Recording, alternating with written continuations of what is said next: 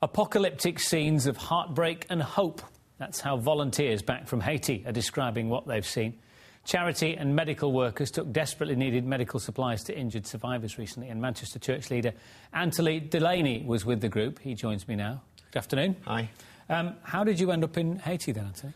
Well, I went out there a year ago and with a friend of mine and my wife, and then we were in a prayer meeting this Sunday, the Sunday before, and we're praying for Haiti. And at this point, my mate who'd been out there with me said that they needed a couple of guys to go and actually load and take into Haiti various urgently needed medical supplies. They being? A charity called Lemonade. 4 guys from Scotland.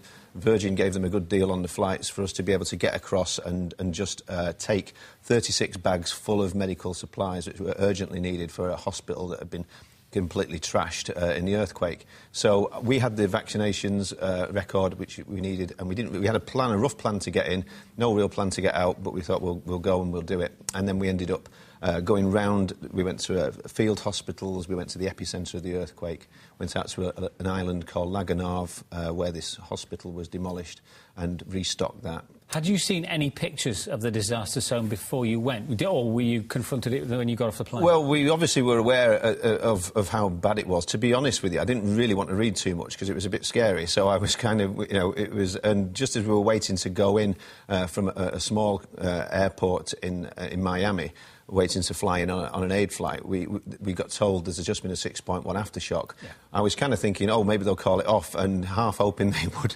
And then next thing you know, we were flying in, and we were there in Port-au-Prince. Saw amazing scenes of devastation around the city. We were there. It really is, they said that it's the force of 3 nuclear bombs. Some of the places that we went to were like a Hollywood disaster movie. We were able to go and visit a school which had been demolished, and a church with its pastor just there with his life's work in tatters. He'd lost many family members, children from the school. Just to be able to go and comfort them was a great thing to be able to do. I'm trying to draw any small positive you can from something as cataclysmic as this. Communities have come together. Countries have come together. There's been great international cooperation here, hasn't there? Yeah, when we arrived at Port-au-Prince airport, we didn't really, we knew we wanted to help. We had a few contacts, but everything, the infrastructure had gone, so we were kind of literally winging a prayer. And we got there, and a guy gave us the keys to his truck because he and his family were having to be evacuated. We ended up therefore going in and taking some people that had been trapped in buildings, 2 people with broken backs. Only thing we could do was put them on the back of the truck, drive them through to. We ended up at an international, we ended up at a hospital where people are literally being operated on in tents under trees.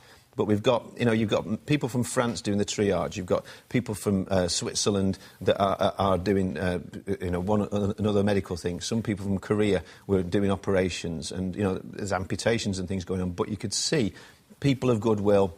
We're just doing their very best. There's lots of news reports that kind of say that the aid isn't getting there or whatever. It's not for lack of trying. There's amazing things that are happening out there in Haiti, and people, so I'd just say please support what's going on as much as possible. Well, how can Greater Mancunians support Haiti beyond obviously logging onto the various websites and giving cash? You've got something interesting you might want to get involved in. Yeah, well, one thing, we came back and we thought we need to tell the stories. We've got video of heartbreaking scenes, but also of hope, and we've got stories to tell about it. So we've just, in faith, basically booked the Apollo Theatre for a week on Thursday, and we want to fill it with people of goodwill from Manchester who are going to come along. We're going to have some bands, have some music. We've even got Stephen Baldwin, the guy from Celebrity Big Brother. He's going to come along and do a little bit of something.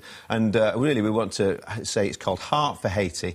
Let's pack the place out, and we're going to pray for Haiti, but we're also going to be taking up a collection, all of which is going to help to go and restore this hospital that's just been totally demolished. So that's the Apollo. As the Apollo, a week on Thursday in the evening, and you can go to the message, message.org.uk. You'll find the website and details of how to get tickets. Terrific. Well, I salute the efforts that you've made, and thank you very much indeed for coming in and telling us about it, and the very best of luck with your fundraising efforts, Anthony. Lovely to have met you. Thanks, Andy.